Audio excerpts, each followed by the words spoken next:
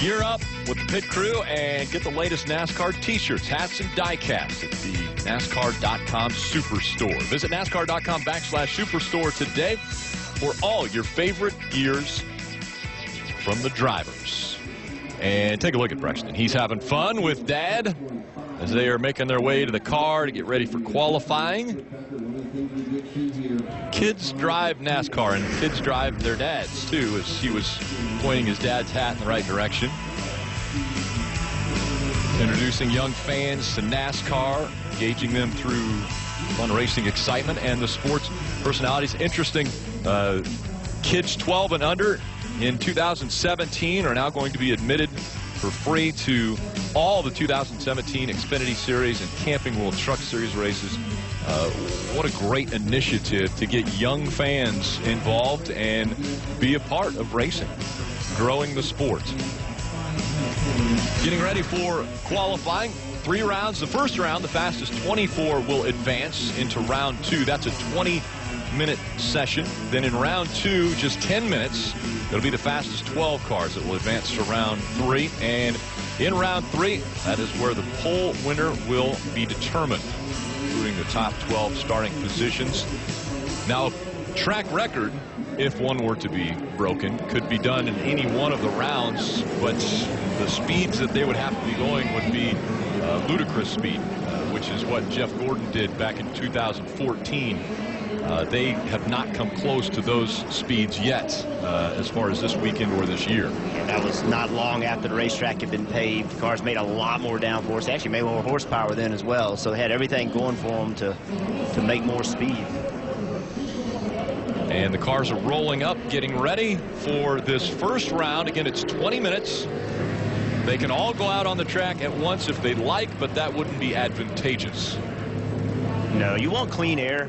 You know, we talk a lot about the draft at Daytona and Talladega, but at this racetrack and every other racetrack, but Daytona and Talladega, in these cars, being around other cars is more harm than it is good, because it takes air. It does reduce the drag, but it also takes downforce away when you're around another car. So you could get some sort of crazy opportunity to get a draft if somebody was in front of you and happened to pull off or something where they only got you on the straightaway, but that would be a rare incident. So clean racetrack. I'm curious the strategy. You see Chris Buescher and his team right off the bat on the racetrack, but he is the only car on the racetrack right now.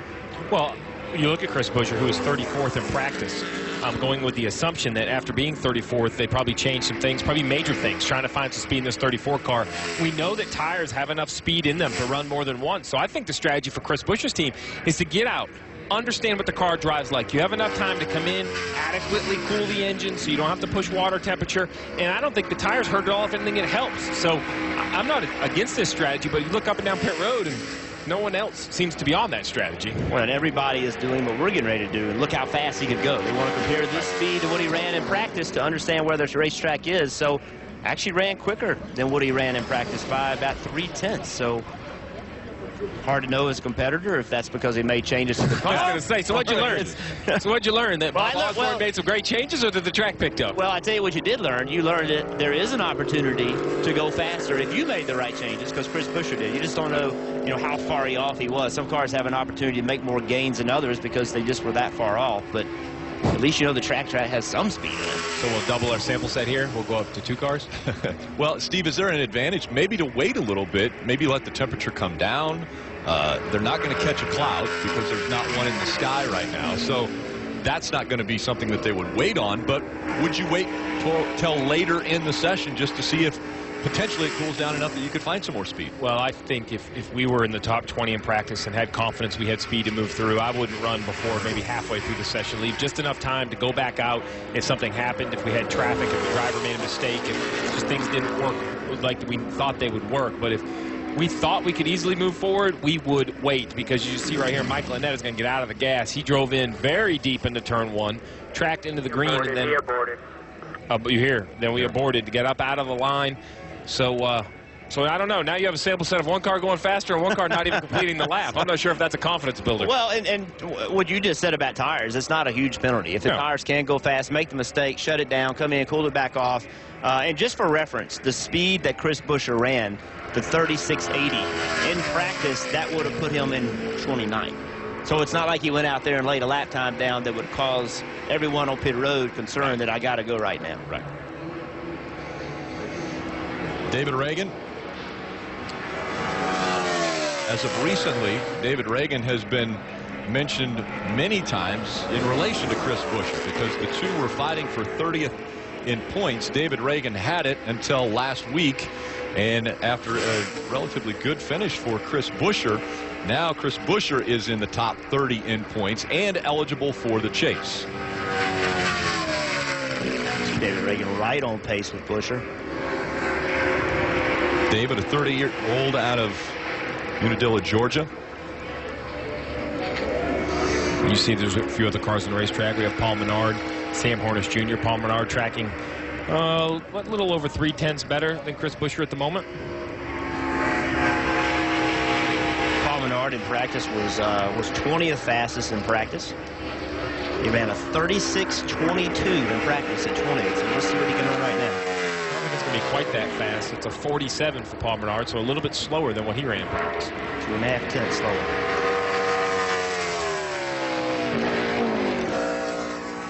Michael McDowell's name is on the windshield, but Sam Hornish Jr. is behind the wheel as Michael McDowell was practicing at Road America. He'll be running in the Xfinity race tomorrow. And one thing we know, Rick, is there's 15 minutes left in qualifying. So the pace seems a little just slow moving right now. Right. No one seems to be in a hurry to get on the racetrack, 1 or 2 cars at a time. Well, the fact is that all 40 cars are going to try to make at least one run. There's going to have to be 10 or 15, maybe 20 cars that are going to make 2 runs. So this qualifying session is only continuing to build. As we get closer to 0, there's going to be more cars on the racetrack, and the intensity is going to go up. Right. And that, once again, as you mentioned just moments ago, Jeff, that's not ideal. That's not a good situation to have multiple cars out there because you're going to be getting dirty air. That's right. And remember, you know, we're not just talking about cars going out and running one time. They're going to go out, and many cars are going to have to run twice. So the clock's ticking. Only 14 minutes left, and you've got to go. You make a run. You got to come in and cool the engine down. So it's going to take time to do all that. Stenhouse's way up the racetrack. He's going to shut his lap down as well. That's what we saw happen earlier. So he's the second guy not to make a lap. I'd like to welcome back to NASCAR Kelly Stavis. She spent 3 weeks in Rio covering diving, and I know you haven't found any divers down there, right, Kelly? No divers, just drivers. And just as Steve and Jeff are speculating what this track is going to do throughout the qualifying session, that's exactly what's happening down here on pit road as well. Here's what they're saying on the 2 team. Don't know if the track gets faster or slower here. I got no real feel for it. There's no shade on the track except for this one spot on the front stretch, right, Joe? That's it. Yeah, that's it. You might run the right sides. You'll have the right sides, half the car, down the front stretch, right where the grandstands are, have a split in them, and that's about it. So the question is, even just a little bit of shade, how much difference can that actually make? Well, unfortunately, where the shade is, very little. But yeah. One thing interesting that I saw right there, Aric Almirola did not make a lap, but he shut it down going into 3. And I wonder if he went out and scuffed tires. I wonder if the strategy was go out, run 3/4 of a lap, shut it down, come in, and then go back out where you think the tires are going to be at the optimum grip.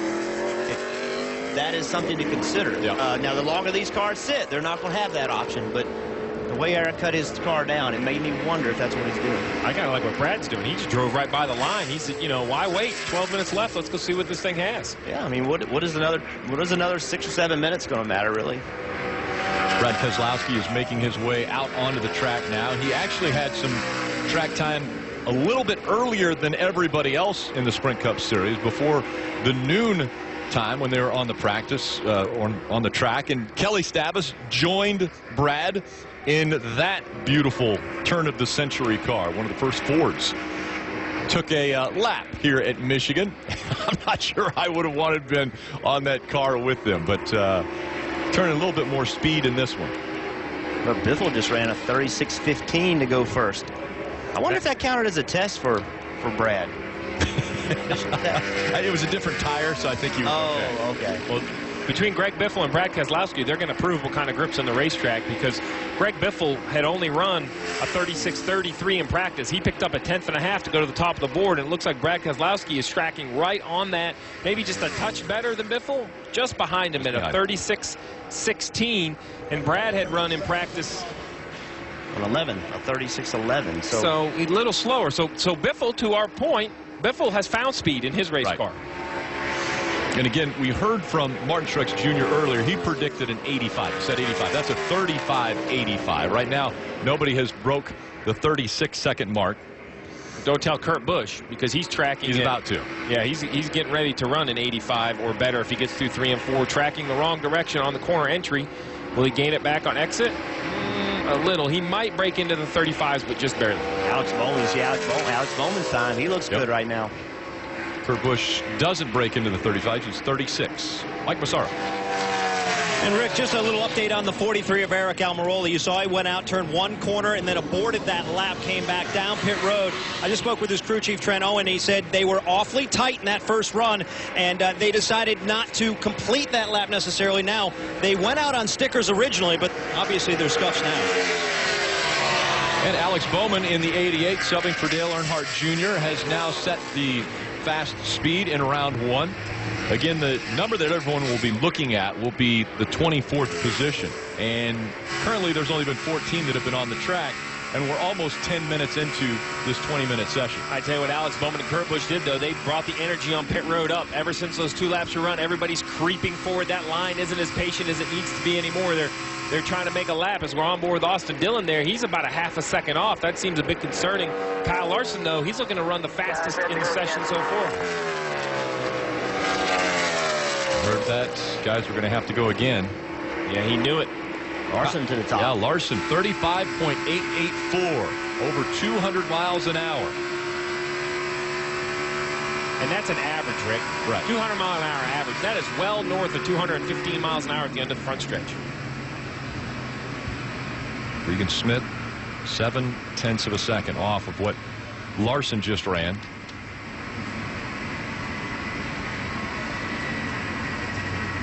We were coasting there with Kevin Harvick as he was bringing it back in. Harvick in his run with 5th quickest. So it's Larson, Bowman, Kurt Busch, Ryan Blaney, Kevin Harvick, the top 5. Just over 9 minutes remaining in the first round. Again, everyone trying to be in the top 24 so they can advance into the second round of qualifying. Have yet to see anyone go back out. Jimmy McMurray just broke into the top 5. You know, it's not going to be that easy to turn your car around and make another run. With 8.5 minutes left, you're going to have to cool the engine down quite a bit. As you mentioned earlier in practice, Jeff, the front grills of these cars for maximum downforce are completely taped up, which means no air is going through the radiator. So, you know, you're at speed, 36 seconds on your time lap, probably 40 seconds getting up to speed. So that's a long time at wide open throttle to heat these engines up. So Logano on a good lap right now. Showing faster than the current pole speed, starting to fall off a little bit high on the racetrack. Don't know if he got tight or loose. Had to go up. See if he can have a better 3 and 4.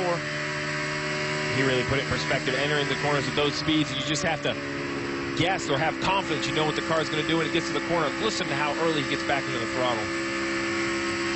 Couldn't go back to it with real authority. You heard him go to the throttle, and he kind of had to come back off of it and then went back full throttle. So didn't quite turn like he wanted it to right in the middle of the corner. Still 3rd fastest. Truex 3rd. Chase Elliott 2nd. So after Martin Truex Jr. set fast time in practice earlier, now he runs 35.964 in round 1, which should be comfortably in round 2. This thing's definitely heated up as far as guys getting on the track. 30 drivers have been out there now. And that car really looks secure in the middle of the corner, but still cut with the front end. It's hard to get a car to do both things like that. But you see it in the lap time, tracking well into the green. We'll see how the 48 changes direction here in 3 and 4. Still in the green, which I think is the tighter end of the racetrack. It's going to be a great lap by the 48 of Jimmy Johnson. And as we mentioned, it's hard to say things are turning around for a 6-time champion. Kyle Busch without a good lap at all, 13th. So you see now we're compared to Regan Smith in the 7th, or now Brian Scott in the 44, because that's the cut line. That's the line that everybody's trying to run above. And as you can see, with just over 6.5 minutes left, there's still cars yet to run, so we expect that line to move. Casey Kane is on the track. You see Denny Hamlin on the track. Hamlin definitely ahead of the 24th spot. As a matter of fact, he was second quickest, right behind Jimmie Johnson. Casey Kane looks securely into the top 24 as he's almost 0.4 of a second ahead of Casey Mears. And that's the goal. The goal of round 1 is to just be in the top 24. Your time will then be reset. You can qualify or try again in the second round. Casey Kane, 13th. Something really interesting happening right now. You have the 3 RCR cars, 24th, 23rd, and 22nd. So they will be forced to run again. And this is the second run for Chris Buescher. He was the first car on the track. You see on the left side of your screen, Rick, we've adjusted this graphic down where we see the cut lines moved up a little bit. We feel the top 15, top 14 cars are pretty safe. So those cars in front of the cut line, Stewart to Austin Dillon, they're all in jeopardy of getting below the cut line. So Chris Buescher right now with a much better lap than he had the first time out. So this will turn the green light on pit road, telling everybody you can run faster. So he had run an 80, and he just ran a 41. So 0.4 of a second he picked up. Aric Almirola on the clock now. You heard Mike Massaro document earlier that this car was just really tight its first run out, didn't even complete a lap, but has been on the racetrack, made some adjustments, come down pit road, and going to try to improve. Right now, a little bit in the wrong direction, though. Did not get off turn 2 as well as they had hoped. That still looked tight to me. It looked like he got into 1 and just couldn't hold the car down on the racetrack. The car got up the racetrack. As a driver, you have to get in the throttle. You know, you can't just wait on the throttle. You have to get in the throttle if you're going to make time. And when you're in that throttle and it won't turn, then the only thing that happens is the car gets up the racetrack, you have to lift off the throttle. You know what I think is interesting? Paul Menard, he's in 24th, Jeff, but he's going to go ahead and make his run now as we see Aric Almirola in the 25th position. The 27 of Paul Menard. They saw what Chris Buescher did. They know this lap time's not going to hold up, so they're going to go out and try to improve their time before the track gets too busy. And look how much faster he is than he was the first time. Much like Buescher. Buescher was 0.4 of a second. Menard's going to be half a second. The concern with that is, I think everyone above the cut line on the left side of our screen, all the way up to 16th and Kyle Busch, could be in danger. Because if Almirola, Dillon, Mears can all find that much speed in their car, we see Ricky Stenhouse on the track right now. If he can find that speed in his car, it's going to move that cut line quick. Menard went to 4th. From 24th to 4th. To 4th. Yeah, huge pickup for Paul Menard. Chevrolet's dominating the top 6. Only Denny Hamlin has spoiled the Chevrolet party. Johnson, Larson, Menard, Chase Elliott, Alex Bowman, all in the top 6. Denny Hamlin with his Toyota currently second. Just going the wrong direction. There's nowhere you're going to track it down now. That momentum is carried off the corner exit. It's going to be a better lap for Ricky Stenhouse, but only to get him to the 25th position. Just below the cut line as David Ragan back out. Ragan trying to improve upon 36.977. I think the cars that have an opportunity to run faster than they did the first time was 3 of Austin Dillon and the 13 of Casey Mears. Looking down the route, those are the 2 cars that you would expect to be able to pick up. Yeah, we're getting ready to, in my mind, learn something about the racetrack, Jeff, because the 47 of A.J. Allmendinger is just rolling off pit road now. And the question is, has the track picked up, or is it the second run on the tires? Well, A.J. Allmendinger hasn't run on his tires yet. So this is his first run. If he pops up in the top 15, then I feel the track has found speed. But if he's off the pace, maybe 2 runs on tires was what has helped these cars. And what a gutsy call by those guys. They were 19th in practice. They weren't, it's not like they were 5th. They waited until the end of this end of this qualifying session. So they are assuming that it's the racetrack. Right. They're assuming that the racetrack is quicker. It's not the cycle on tires. We'll see how this works out. Gutsy call. Into the green so far. He has to just commit to the throttle, as you've mentioned. Believe it's going to be good. Faith and commitment. We heard it earlier. At Michigan, you have to have both. Allmendinger still in the green. not comfortably in the green, but still in the green, as is Austin Dillon. Allmendinger in the 47 on the left, Austin Dillon in the 3 on the right. Well, the 47 did a nice job of not overdriving turn 3. It's so easy to do that, Jeff, but he almost lost a little time getting in, but has gained back more than enough on corner exit to be in the top 24. He bumps Buescher out of the top 24. Allmendinger goes 21st. Austin Dillon now 20th with his run. So Clint Bowyer is now in the 24th position, right on the cut line. And he's sitting at the end of pit road rolling right now. Clint Bowyer is, with just over a minute left. Because they're going to move. Newman right here is on a flying lap. He's right here off turn 4. That new paint scheme, that white and gray Freightliner, a little bit different than his normal colors, but he's 2/10 to the good. Newman goes 18th. So now Danica Patrick is 24th, in jeopardy of falling out of the top 24. Well, and Danica Patrick knows it. She's on the track. Trevor Bayne, 22nd quickest for Trevor Bayne.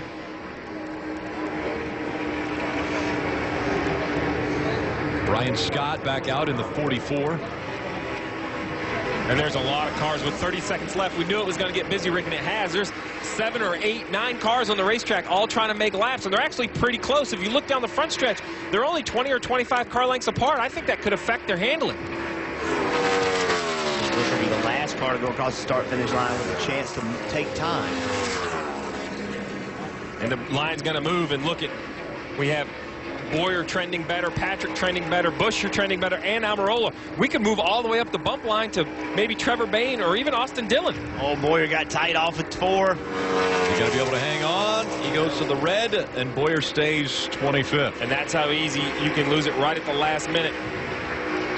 These are the last laps that will count as the red and black flags are being displayed. Patrick improves. Danica Patrick goes to 22nd. Oh, Almirola 20. Buescher goes to 22nd, breaks back up into the top 24. And that pushes Allmendinger out. He does not make it. So that strategy of waiting and only running once did not work for the 47 of A.J. Allmendinger. Buescher ran 5 laps, but 3 times he went out. He was the first car on the track, went back out 2 more times to be able to break into the top 24.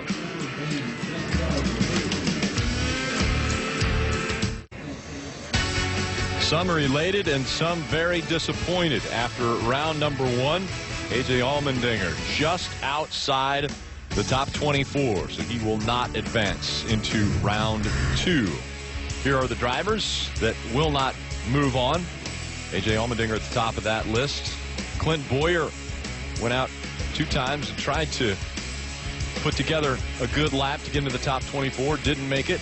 Jeffrey Earnhardt was involved in a crash in first practice, and so they didn't even make it onto pit road. They were still working on the backup car. Let's go to Mike Massaro. Ricky Stenhouse is another who did not advance to the next round. 29th on the speed chart. What was that session like for you? For us, it was a lot different than practice. We got really loose. In qualifying, we were really tight in practice. The Zest Fusion wasn't exactly ideal, but you know, our qualifying efforts lately haven't been as good, but our racing package has been better. And you know, early in the year, I feel like we qualified really well, and then we wouldn't race as good. But you know, for whatever reason, we don't have them both dialed in together. But you know, I definitely think that we'll work on our Fusion tomorrow. The guys on the Zest team work really hard, and we'll get it dialed in tomorrow and pass a lot of cars come Sunday. And Kelly, we saw that racing package at full song last week as Ricky Stenhouse stormed home with a second-place finish in Bristol. Yeah, it was a great finish for him last week. Clint Bowyer would like to have a similar finish this week here in Michigan. Clint, it looked like speed's definitely picked up second time out. How much do you think that was due to the tires? How much was it to the track? You know, I think it was the tires. In practice earlier, you know, it seemed like every time we went out and went a little bit faster. So, truthfully, I anticipated that a little bit. We were a little bit tighter than when we were in practice and what I anticipated it being in qualifying trim. So we tried to free up again for the second one and just couldn't get enough out of it. But, hey, that's better than we've been doing. So hopefully we'll gain on it tomorrow and have a better day Sunday. All right. Thank you, Clint. Rick? Thank you, Kelly. So obviously Clint with a smile, but not advancing into round 2. That's coming up next. Qualifying for Michigan.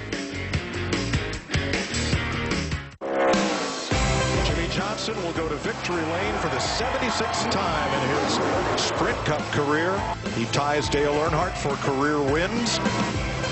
Jimmie Johnson to the flag will score his 77th win. Just amazing. Boy, the fans are fired up there. This is a popular win out here in California.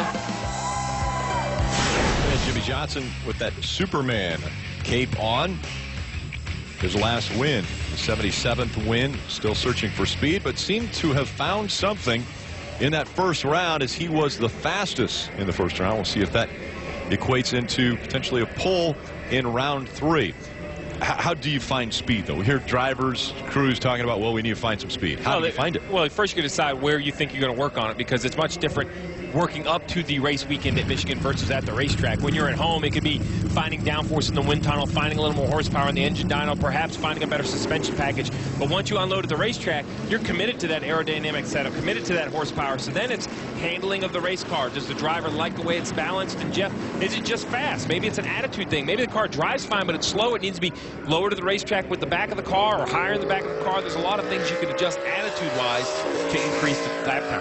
It all boils down to grip. It boils down to the driver being able to drive the car very aggressively and it make enough grip. And how you get that grip, that's the hard part. Where are we lacking? Is it aero? Is it springs and shocks? Is it setup? Is it engine? That's the difficult part, is that analysis. And could it be a line? I mean, a certain line around the track to find speed or to find that grip? On a particular weekend, yes. But in a year where you've struggled, it's not a line. Right. It's something bigger than that. Let's update real quick, Allmendinger, and tell the whole story. Mike Massaro gave us the information that he actually made a run earlier in qualifying and the car shut off for some reason. So he didn't get to complete that run. So the only run he made late in qualifying session was because he had a mechanical issue earlier in the Q session. Yeah, so not a strategy thing. A mechanical issue cost that team. But this 88 with Alex Bowman subbing for Dale Jr.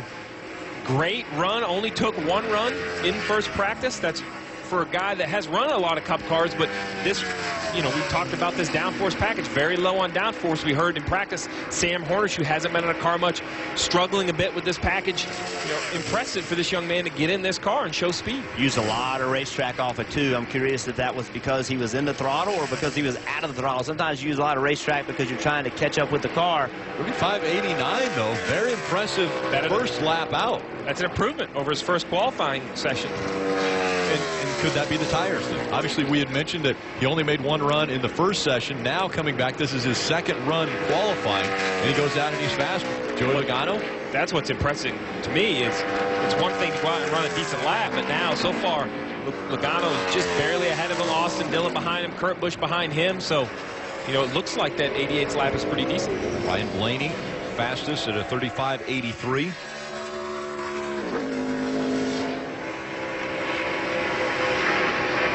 .31 of Ryan Newman coming to the green. I like the strategy going early in this session, though, because, again, this session is shorter than the first session. So if you are going to make two runs, you need time to come in and cool the engine off, cool the tires off. So going early is the right thing to do.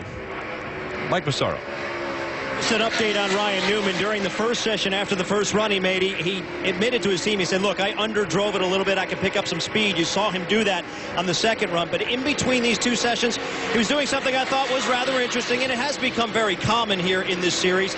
He was looking at a software product that we know as Dartfish, which basically overlays his lap video-wise against some of the better laps. So he was studying those lines and trying to make sure he emulated that line in this particular run. Basically, Rick, what that means is it's a ghost car. Anyone who's played video games know that you can put your best lap up there and it's kind of a see-through car and you can compare your lap to this. That's what this program does. It'll take the fastest car or any car you want to compare to, and his ghost car will appear on the screen next to yours, and you'll know, did you overdrive the entry? Did you beat off turn 2? It's a good, fast way to compare lap time. And how about the two Ganassi cars on the front row right now, first and second? Mentioned the lack of wins that Chip Ganassi Racing has had. Listen to this car in the corner. Listen to it. Look at the traffic. Yeah. You can hear it hitting the racetrack. That's the side skirts hitting the racetrack. But you're right. This traffic is not helping. No, the 48's pulling out to take the green. There's some miscommunication there. I can't believe Jimmie Johnson wanted to be in front of the 19, and I'm 100% sure the 19 did not want to be that close to the rear bumper of the 48. There'll be some interesting radio transition. Yeah, because he was catching him going into 3.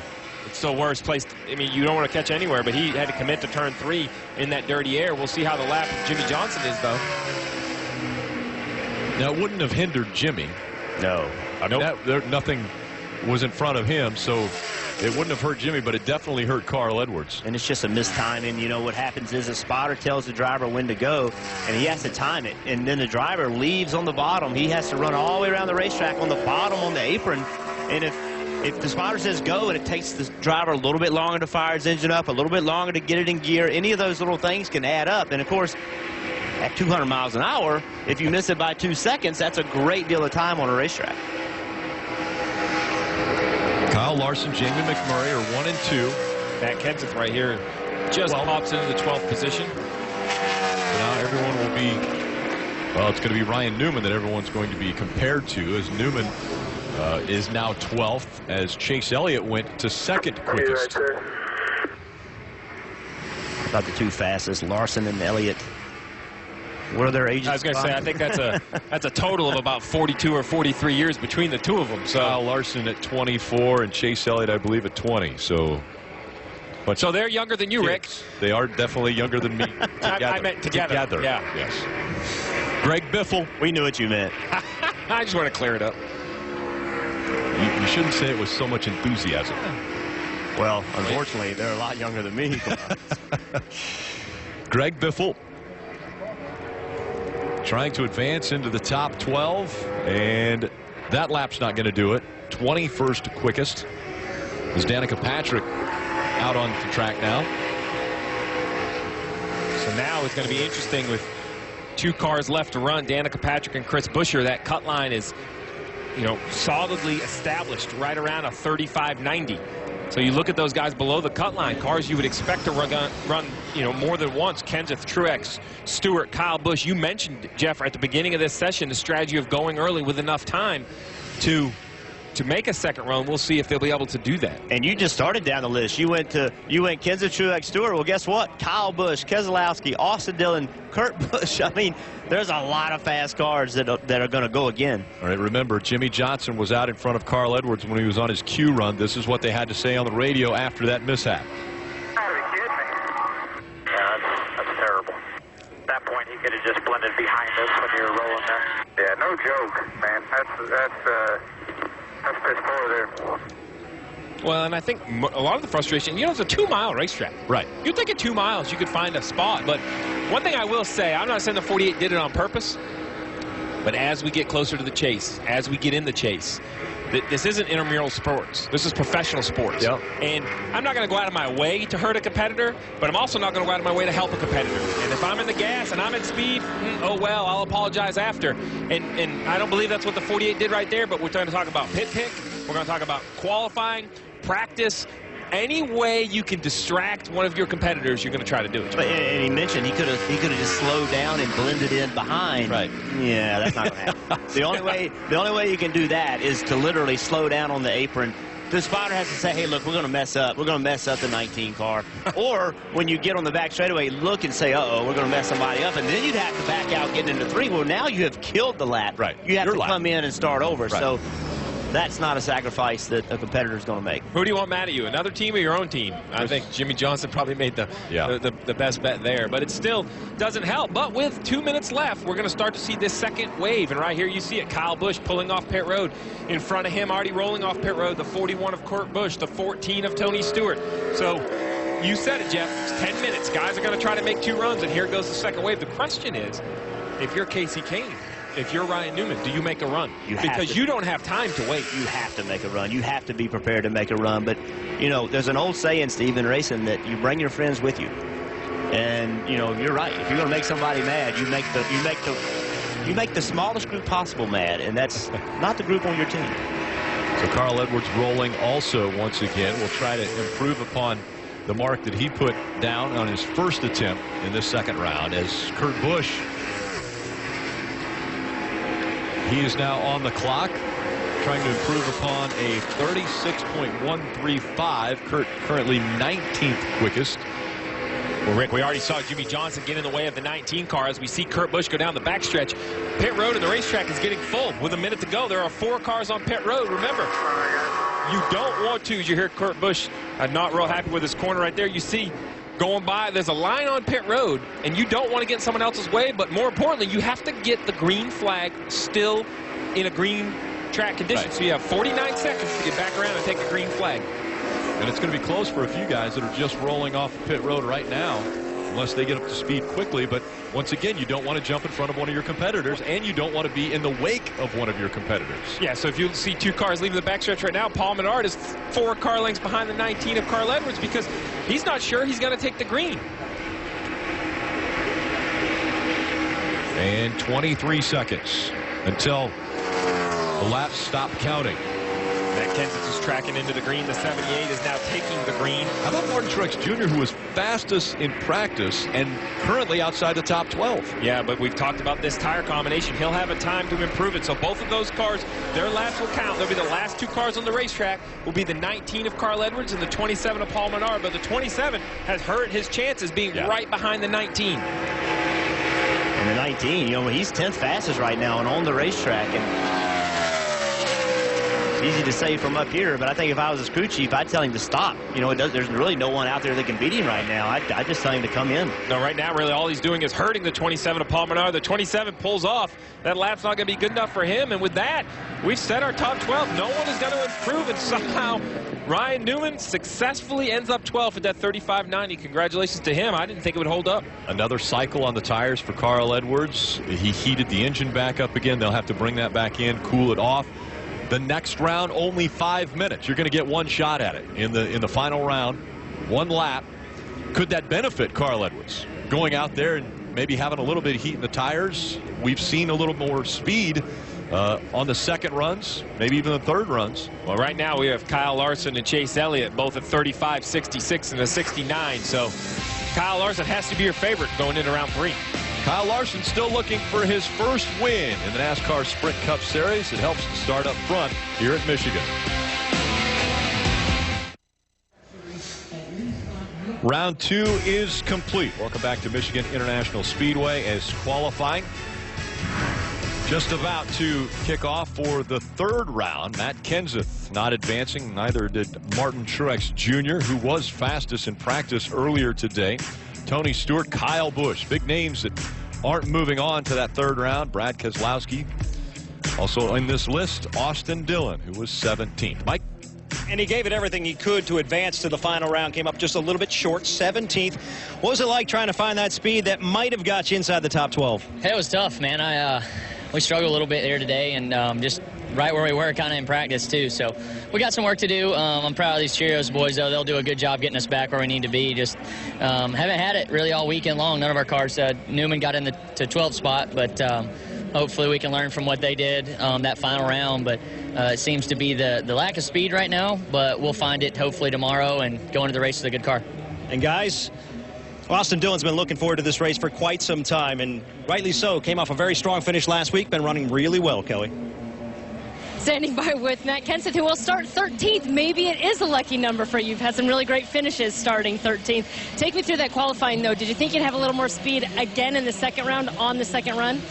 Yeah, I hope so. We made our first run, and we just, we just kind of missed it down there in turn 1 and 2, and didn't really have much time to cool it down. I mean, even our second run, I thought we were going to be okay, and I just got too loose into turn 3 and kind of missed that corner. So we're just it's about where we were, I felt like, in practice. You know, best case scenario. They made some good adjustments. We were definitely better. We just kind of missed it that first lap where we needed to have the speed. All right, well, we'll see if Lucky 13 can translate into his 4th win here at Michigan. Rick? Thanks, Kelly. In a season that's been dominated by Joe Gibbs Racing and Penske, Chevrolet looking very strong. We get ready for the 3rd round. So in the previous round, Carl Edwards going out for his qualifying run, and on his qualifying run gets up behind the 48 of Jimmy Johnson, who was just starting his run, and so that slowed down the 19. They were not happy, but this was the communication that just took place between the 48 and the 19. We listened in. How bad the 19? Is he still 7th? For us, get our together. Yep. You don't want this cussing and stuff. We're trying to go out there and go 210 miles an hour into the corner. Got it? Yep. 48, say anything? Yes, very apologetic. He came down, and he's next to me again, so he's very, very sorry. It was 100% his fault. He said sorry. The spotter? Spotter, yeah.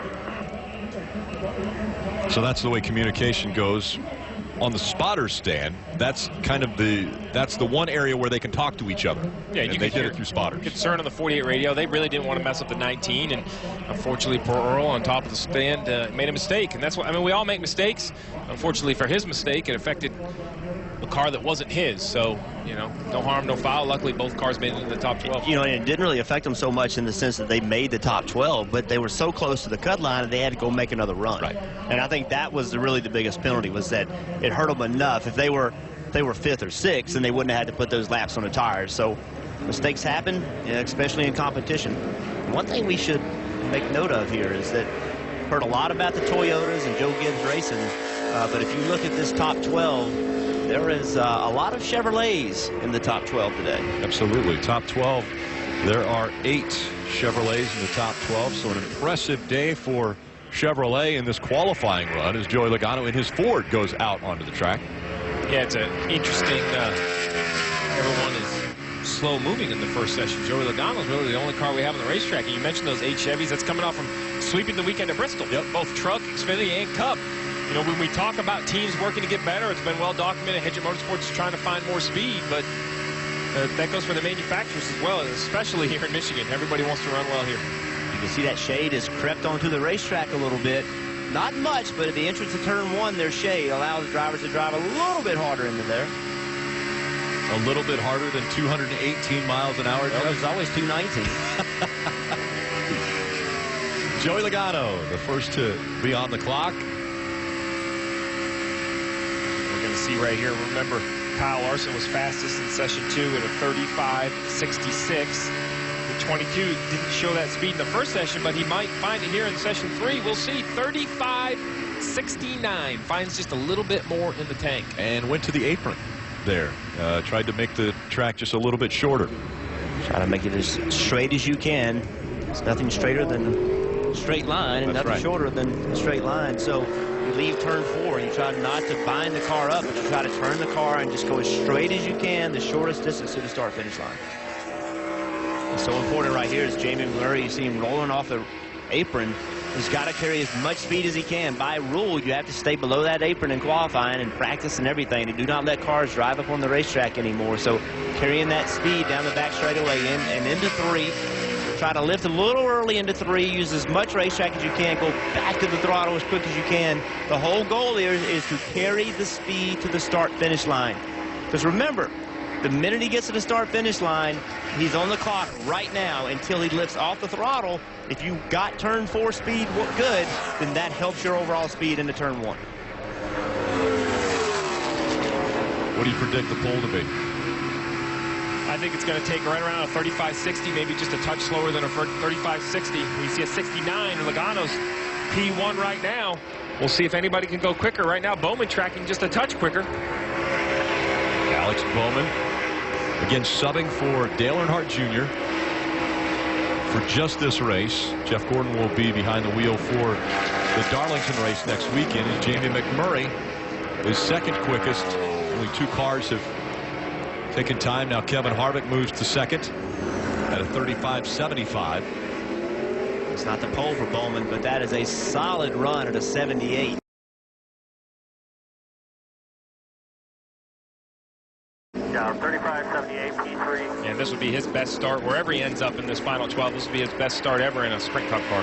I know he hasn't made it. He hasn't started this race yet, but he is helping with his image and what people think of him is only going up when he drives this race car, because he's done a nice job the 2 times he's running. Well, if you look at round 1, Larson's going to have to be your favorite. If you go off round 1 speeds, he was fastest in round 2. Well, we know if he doesn't run well, it won't be because he's not trying. Kyle Larson gives 100% all the time. Looks like he got a little high. Not able to carry the speed down the back straightaway. It's just going the wrong way. Denny Hamlin's in the green. And that's the penalty, though, as you mentioned, Jeff, is that how you carry that speed. Look at Larson versus Hamlin. Hamlin gave up a little bit of speed, but it's kind of tracking back the right way. The 21, Ryan Blaney, drove it way down into turn 1 and gained some time back. He's losing some down the back stretch, but not all of it. See if he can grab some back in 3 and 4. Everybody loses in 3 and 4 to Joey Logano. He must have had a really nice 3 and 4. Denny Hamlin, second quickest.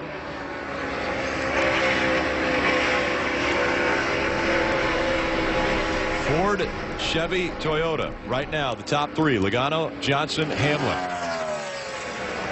Jimmy Johnson on his lap, second quickest. Chase Elliott, fifth quickest. All 12 have run. Joey Logano looks to be the pole winner as the clock is run out on this final round. 17th pole for Joey Logano. And by the way, he won from the pole in June.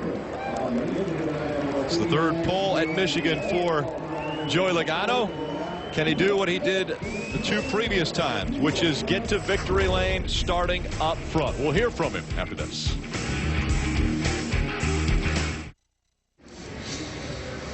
Watch every Sprint Cup Series race with the NBC Sports app. Get closer with additional camera angles, driver stats, and track information. There, it's available on mobile, tablet, and connected TVs. Download the app. Find out more at NBCSports.com/live. Joey Logano wins the pole. Mike.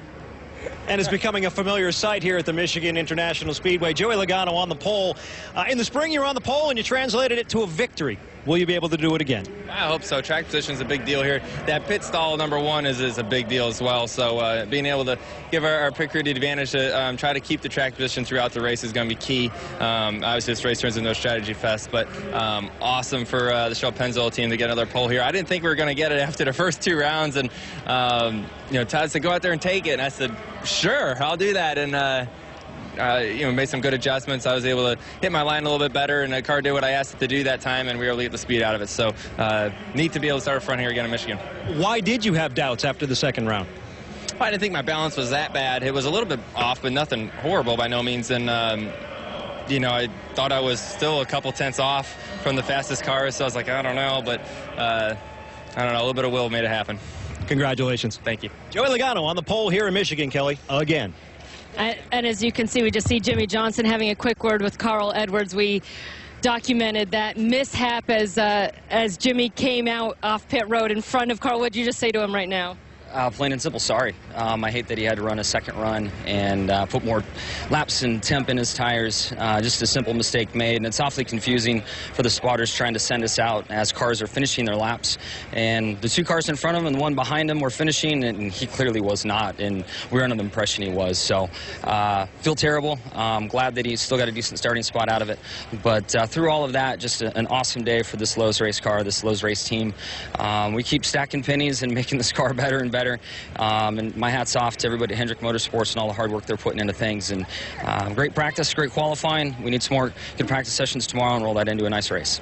Starting on the front row at a place where we see a lot of races run from the pole position, just how crucial is this track position to start with? Michigan's always been, well, since it's been repaved, has been very sensitive. Our track position's been very important, so we'll take it. We'll stack more pennies in the right direction and hopefully have a nice race on Sunday. So our past history shows good Fridays mean good Sundays, and we're off to a good start. Great. Thank you, Jimmy. Thanks. Thank you, Kelly. And a little gamesmanship maybe being played on pit road as Kevin Harvick was leaving pit road. And Alex Bowman also trying to leave pit road. Looked like he was going to go by him, and I think Kevin said, no, you're not going to go by me. That's spotters telling you, go, go, go, go. Let's go to Alex Bowman. Mike? And he just watched the video. What happened there? Well, he wanted to get on the racetrack, and I wanted to get on the racetrack, and we ended up about running into each other. But it's all good. It's part of this group qualifying deal and makes it exciting for the fans a little bit, but just so glad to be here with HMS. And I hate that that it's under these circumstances. Obviously, we're wishing Dale a quick recovery. Hope he gets back in the car soon, but thankful for Axalta and University of Michigan to put some faith in me and let me be here and drive the race car today. The first time you were given the call was in New Hampshire, and you kept the car inside the top 10 most of the day, but that was kind of a whirlwind type of week. You had a little more time to prepare for this. How much better do you feel prepared for this weekend's race than maybe you did in New Hampshire? Yeah, absolutely. I feel like New Hampshire's not one of my better racetracks at the same time, and this is one of my best racetracks. So I think that's kind of helped me this weekend, and just I've done it once, so it's not as nerve-wracking, it's not as stressful. And Greg Ives and all these guys are so great to work with that it's they've stayed in close contact, and had a plan coming here with Greg, and it's definitely been easier than Loudon was. So just, like I said, really thankful for Chevrolet and Hendrick Motorsports to let me do this, and just glad to be here. Hopefully it opens some eyes and I can get a job or something for next year, because having a day job during the week isn't much fun, but just really thankful to be here. Yeah, it's amazing how quickly things can change, Kelly. A week ago, he tweeted, "Somebody hire me." And now he's got the job. Well, checking in with Carl Edwards for kind of the other side of the story, Carl. We talked to Jimmy. What was it like for you, though, to be running in excess of 200 miles an hour and see the 48 kind of pull out ahead of you? I thought, no. But I'm sure they just thought we were they probably thought our lap was done. I mean, Earl's the man, and Jimmy's a great competitor, and I know they didn't do that on purpose. Those guys they want to compete straight up, so it's just the way it goes. It was a mistake. At the end of the day, it didn't cost us making it to the next round, but we had to run another run, and that might have cost us, but hey, it's racing, and we got 400 miles. We got fast airs, Toyota. Hopefully we can get to victory lane. And a decent starting position, though. Just how crucial is that here at Michigan? You know, with this package, you're able to, theoretically race a little closer, so hopefully that won't be as crucial. But we went back and looked at the restarts last time, and they are tough. I mean, it's really going to be tough, so we got to do a good job there. I feel like I learned some things last time, and just go out and have a good time. This place is a lot of fun. It's the site of my first race that Jack put me in a Cup car, so it's always fun to come here, and hopefully it's slick, and we can slide around and do what we do here at Michigan. It's hopefully going to be a great race. All right, thank you, Carl. Thank you. Let's take a look at the starting grid, starting lineup, and something that you'll notice that I'm sure that Rick Hendrick is appreciating. This is just the second time this season that all 4 of the Hendrick Motorsports cars will start in the top 12, led by Jimmy Johnson in that front row. In row 4 is Ryan Blaney with a good effort, and Jamie McMurray with a good effort also. Carl Edwards, Ryan Newman making up row 5. Casey Kane, driver that needs a win. Kyle Larson, same situation. Drivers that have to get a win if they want to fight for the championship at the end of the season. Yeah, all of row 6 is looking for a win. When you go back to inside of row 9, Austin Dillon, while he looks decent in the points, a win would definitely secure it up. And then you go back to Greg Biffle, one of his best racetracks statistically. A win is really his best and maybe only hope to make the chase. Chris Buescher sharing that row with Greg Biffle. Buescher with the win at Pocono, and now in the top 30. Going to be racing for a championship. Ricky Stenhouse Jr., Brian Scott making up row 15. And all the way back, Jeffrey Earnhardt didn't make a qualifying run. Again, had the practice crash where they were still working on the backup car. Mike Massaro. Talk about a guy who was determined in qualifying today. That would be Ryan Newman. After his first lap, he was like 29th on the speed chart, but somehow advanced to the final round. And, well, here you are. Pretty good qualifying effort. How'd you look at the qualifying session? Well, the track, I think, was kind of a bit of an unknown for all of us after waiting for 3-4 hours. The Freightliner Chevrolet was fairly good in practice. We never got a really good lap, so we didn't know, but I kind of underdrove the first run, which put us kind of behind, and then just kind of kept pushing it until I ran in, I think, an 88. I think I ran an 88, 89, and a 90 like the last 3 runs. So that was all it had. Went to work and got as much out of that race car as he possibly could, Rick. And needed it. Again, Ryan Newman, another one of those drivers that really needs a win if he wants to be able to fight for the championship.